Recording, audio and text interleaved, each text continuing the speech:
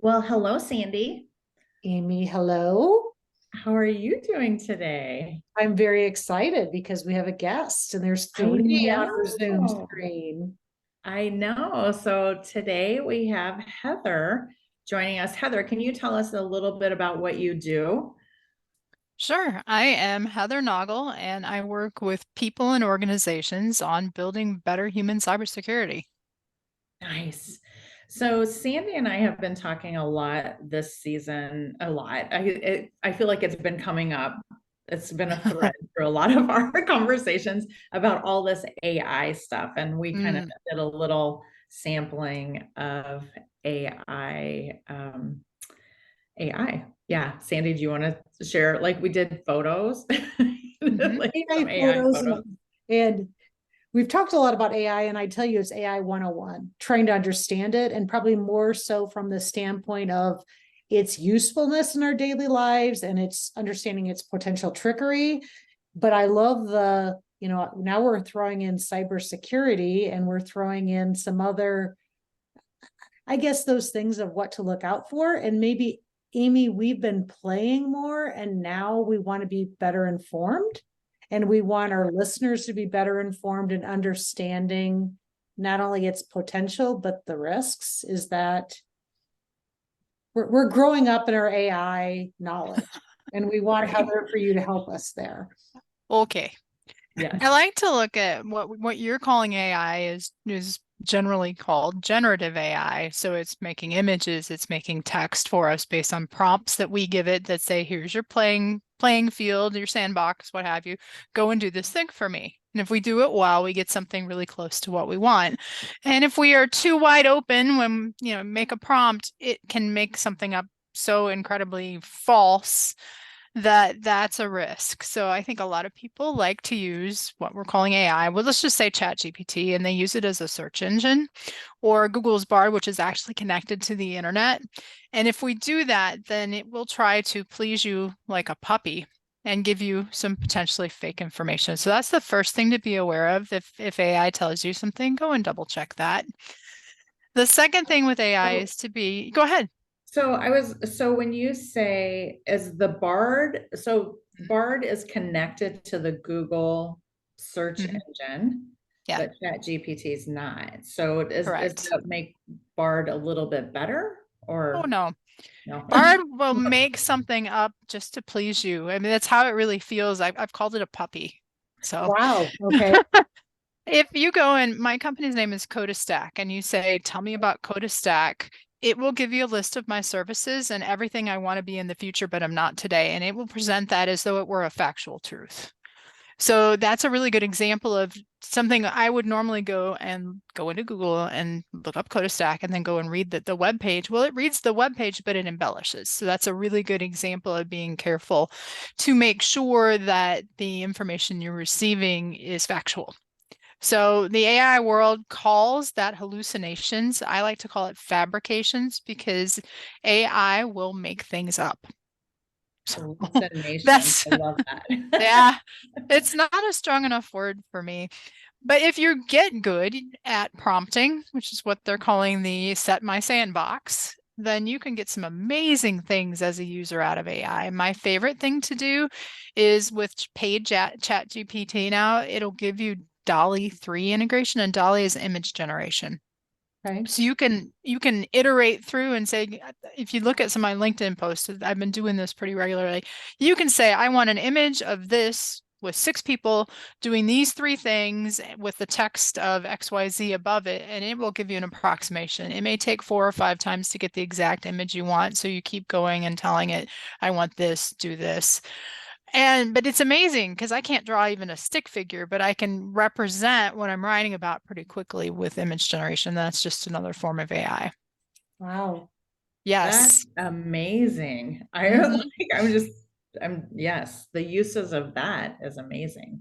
And with the image piece, I keep reading that so many other areas where ChatGPT just came out last week before you may have noticed in the news, just since this is today, that Yeah. ChatGPT's board ousted its CEO and one of the main board members, and they are now over the weekend.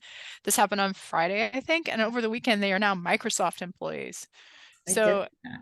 AI is just in this massive, I have no idea what that's going to mean to ChatGPT, but there's just a massive amount of change and growth going on as far as we as consumers or small businesses and what AI is going to mean to us, as well as the more traditional uses of AI and machine learning and things behind the scenes that consumers don't necessarily interact with. So Sure. securing AI, I know we want to go there. Go ahead, Yeah. ask your question. No, just really quick, you're talking about images, and part of this is educating ourselves too. Is there going to be what's politically correct and what's not when it comes to writing?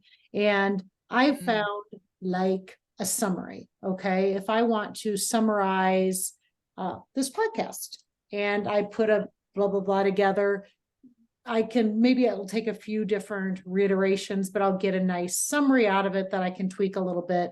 But I write for different platforms on Medium, and one of my publications that I write for, he says 1 out of 2, and these are already writers that have been approved.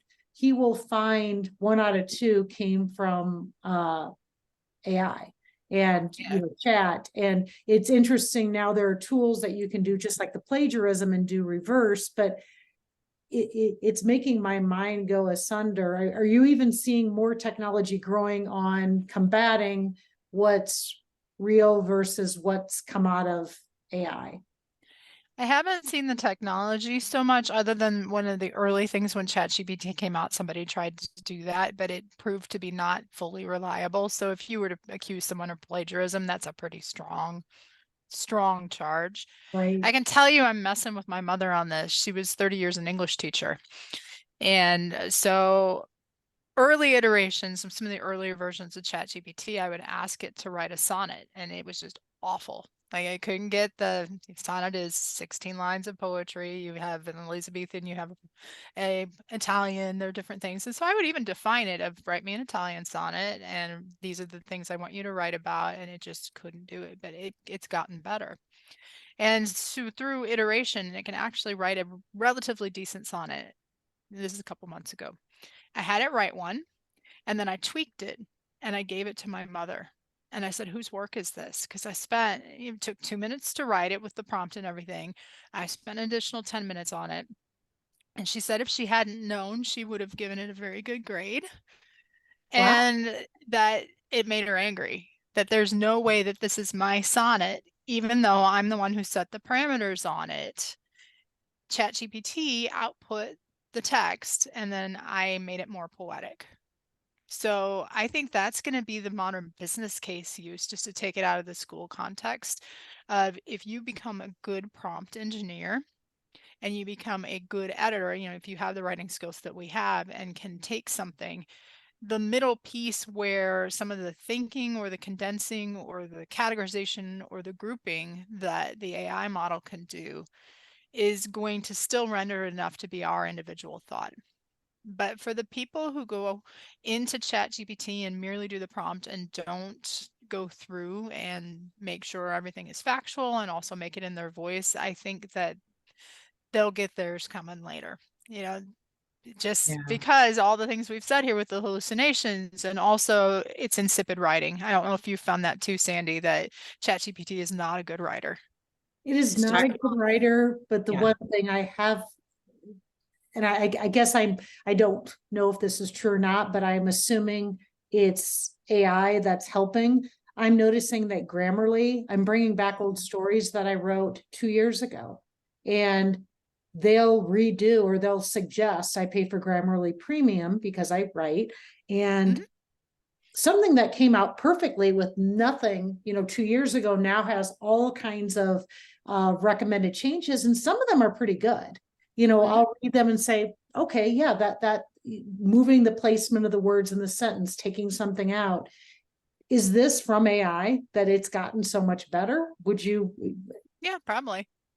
I would guess that there's some element in there of the way it's trained itself in some AI in the traditional sense that was probably there in the beginning underneath the machine learning and things built on top of that. So yeah, probably.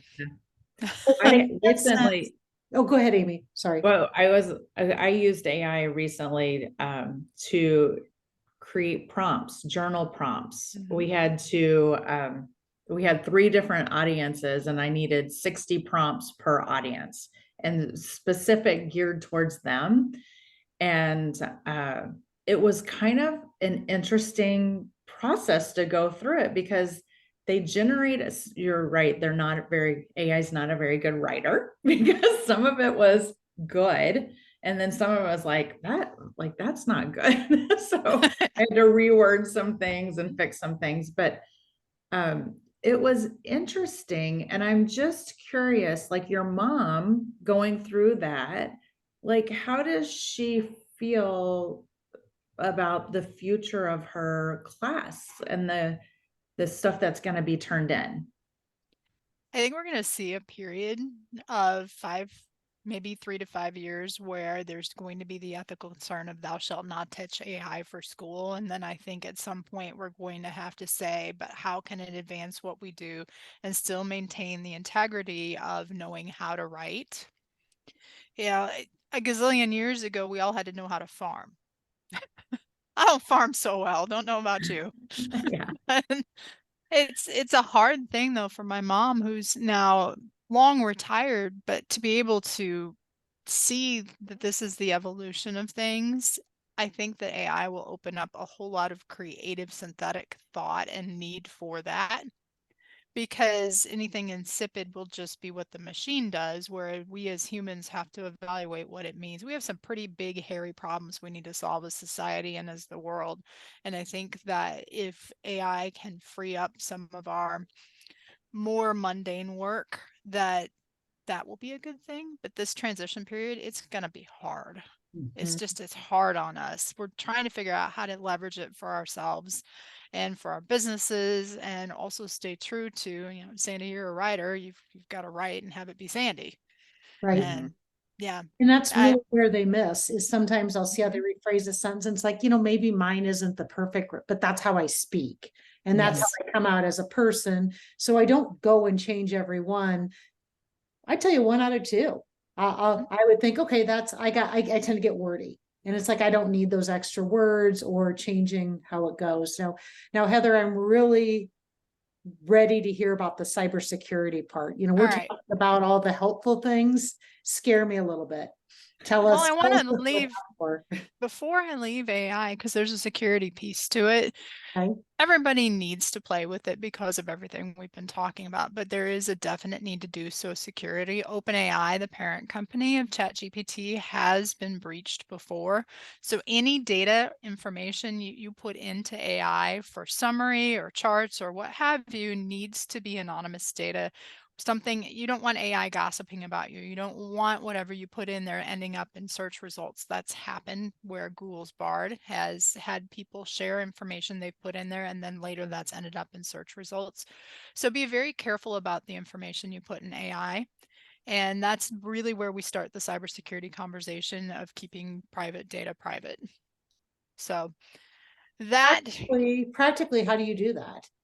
So Yeah. I go, sanitize.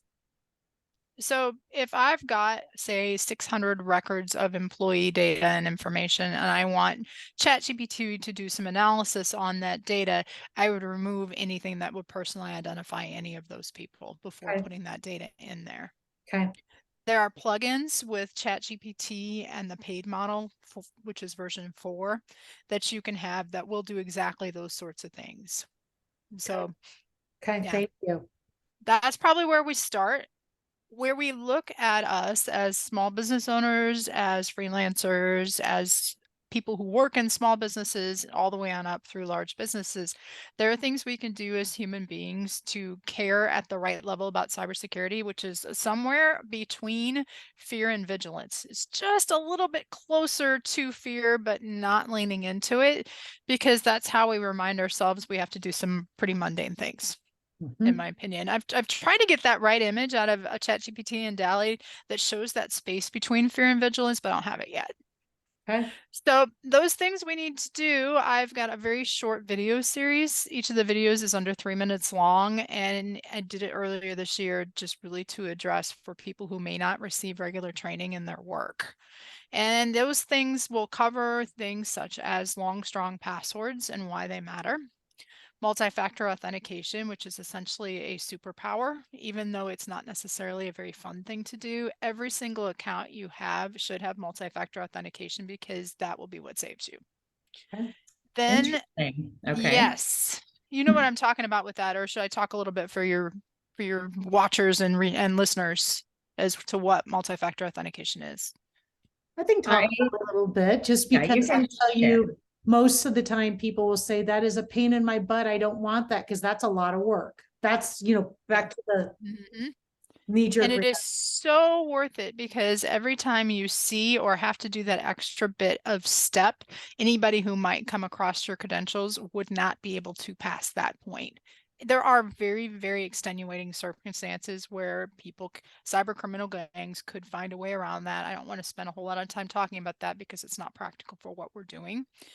What is practical for what we're doing is we set a username and password. We take good care of those things. We protect them. They're private. If perchance they become public, then this other bit of a pain, as we say, whether you get a text from the provider on your phone or whether you have an actual app where you get that one-time password or 6-digit code, every time you look at that, you can say, I'm a little bit safer, or whatever mantra you might need, because that is truly what secures you in the modern age. Nice. Okay. Yeah. And if you want to go all the way, there are companies working on passwordless ways to authenticate.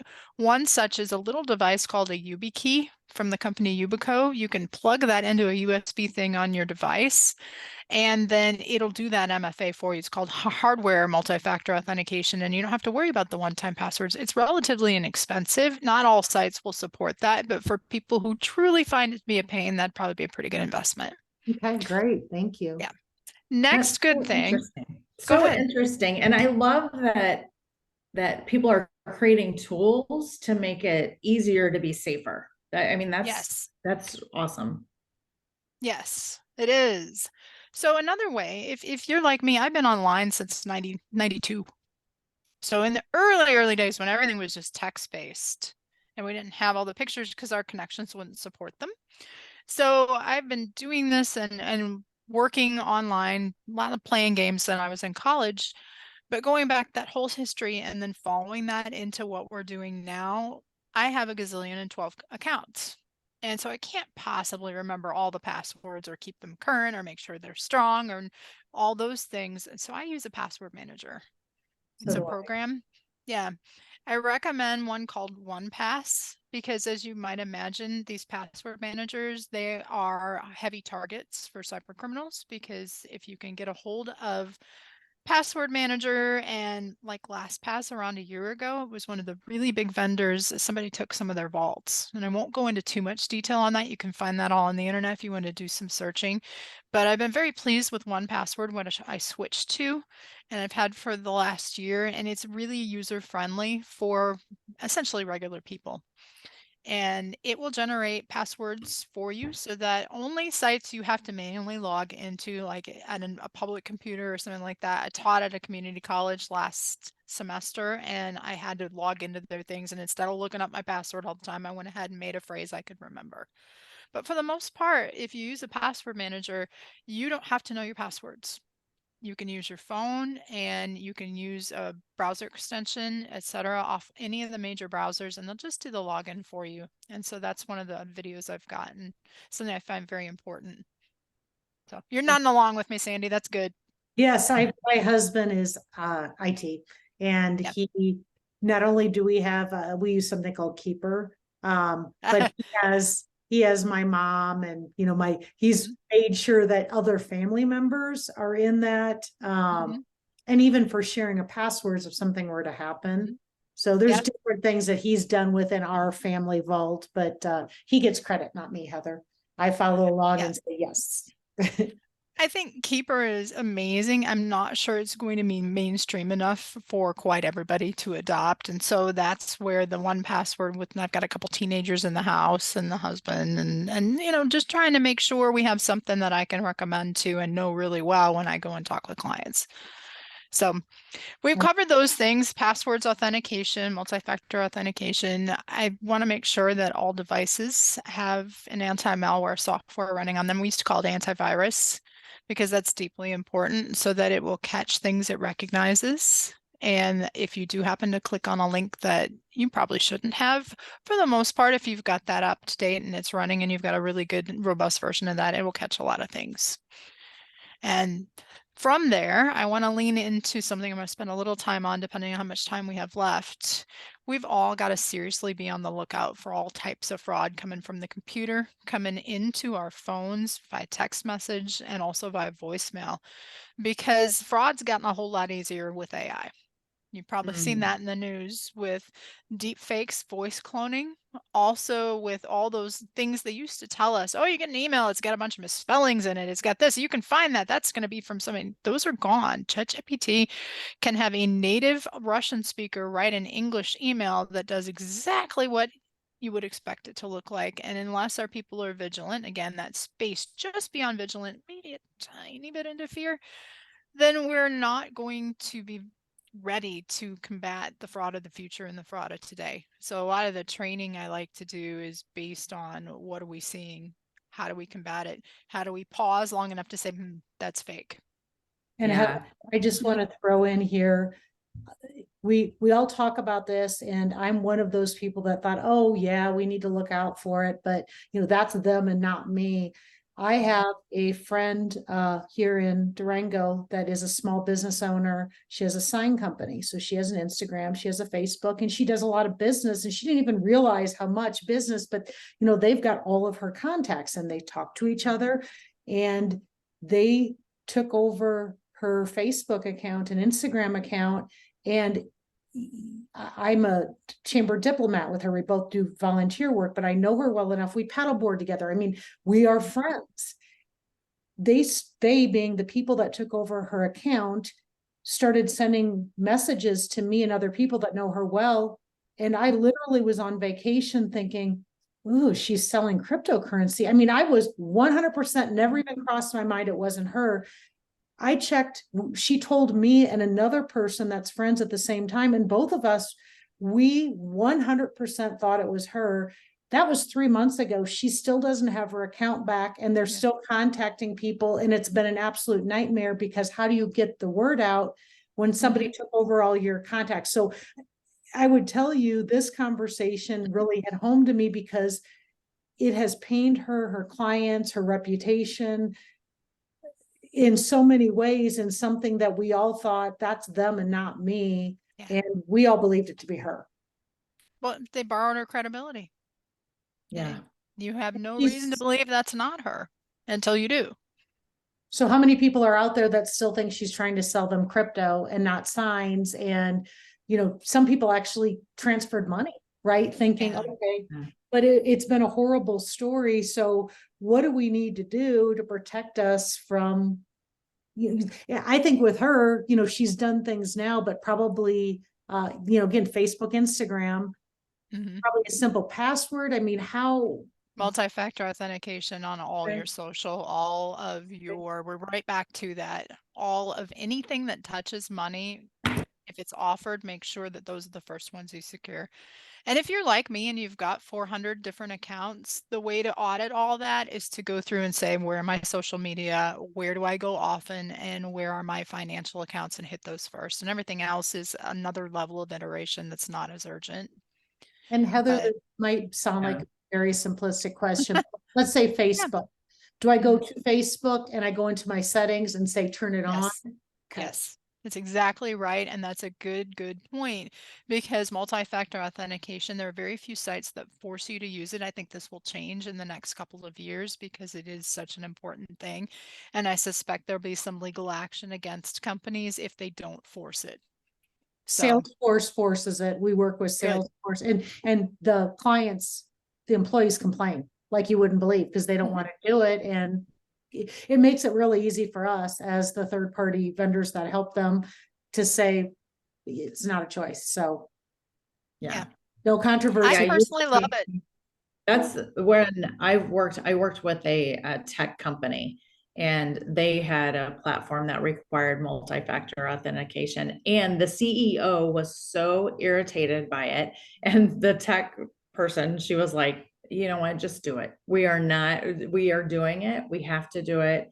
it needs to be there. So, but it was kind of funny, this whole push of the CEO is like, why are we doing this? This is so, but she was right. Yeah. But speaking of that tech company, it was an interesting, when I worked with them, I would get, they had this platform where they were constantly doing training on cybersecurity. And so we would get points if we watched videos or whatever. But what they were also doing is sending random things to us, and we would not know, like if you clicked it or whatever it was, it would say you did that, like it would say you're Yeah. busted, like, and then you would get points taken away. And it was kind of a gamification of cybersecurity. Yep.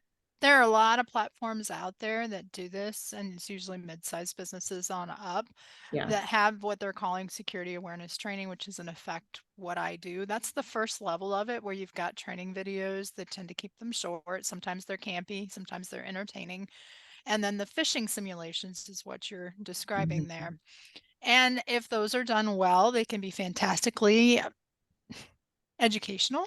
If Mhm. they're done poorly, they can leave you feeling terrible, because if you're not vigilant, if you're not past that level of vigilance, everybody clicks at some point. It's how do we handle that, and how do we train above that so that we are less likely to click and more likely to pause and stop and say, that's a phishing email, and then report it. Yeah. Because I think that some of the platforms do that really well. They give you the opportunity to measure the very thing that's so important, which is, hey, who's noticing, who's reporting, and instead of clicking, so that nobody gets on the sad face list, because you Right, don't want your right. employees on a sad face list. They feel terrible. Well, And one of the things I remember learning through that was you never reply to a phishing email. Like I know we all know not to click the link, but you mhm, never like hit reply, take me off your list or whatever. Like mhm. don't initiate any kind of conversation, because then they know that they've got a real Yes, a real person. person. And Yeah. also that unsubscribe link on the bottom could be the very thing they want you to click. Oh, never thought of that. Yes, Okay. that's the thing that takes you to the malware that infects your computer, so that once you're infected, they've got a way in. So, I Yeah. think future focused, we the humans are going to be what's hacked more frequently, which is why I've built my business, is to try to help us have a level of defense beyond just what you just described there. That's a fantastic first level.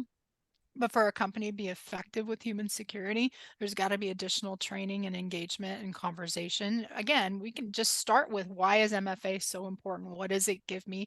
And how can I reframe the way I look at it to be, okay, now I'm more secure and I can feel more secure because I am taking this intentional action. So Heather, we're getting a little short on time here, and I want to make Mhm. sure, 'cause you talked about your videos, you talked about LinkedIn. Yes. Where can people find you? Give us Mhm. your handles or links, please, because Okay. I'm going to dig in.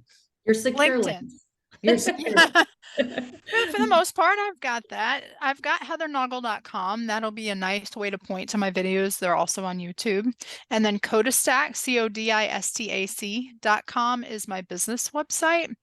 And I've got pages for that business website on LinkedIn, as well as my LinkedIn personal profile, where I write every day usually about either entrepreneurship or cybersecurity, or where they intersect, and trying to bring current information as well as these tried and true practices. And we covered most of them, but not quite all, because we do have a short period of time. But that's how you find me, and happy to have a conversation.